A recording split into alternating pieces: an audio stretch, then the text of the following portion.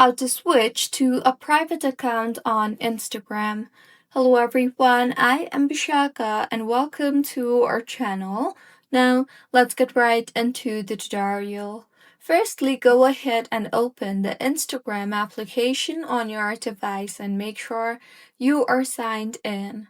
Now, tap on your profile icon on the bottom right of your screen and then tap on the three lines on the top right of your screen. You will be led to the Settings and Activity page of Instagram. Here, scroll down to the Who Can See Your Content tab, and beside the Account Privacy option, you will see the Public option, which means my account is set to Public account currently.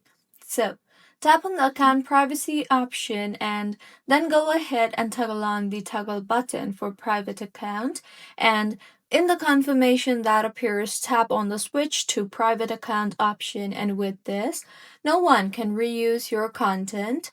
All reels, posts, and stories that previously used your content in features like remixes, sequences, templates, or stickers will be deleted.